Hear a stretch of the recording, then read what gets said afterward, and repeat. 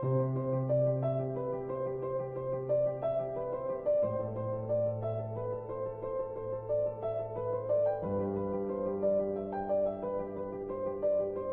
crumbled as people ran for their lives in the aftermath of powerful earthquakes in Turkey.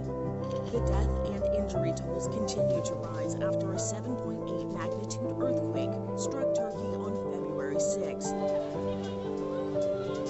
Estimates say at least 1,800 people are dead between Turkey and Syria. According to the U.S. Geological Survey, this is the strongest earthquake to hit the area in over 100 years.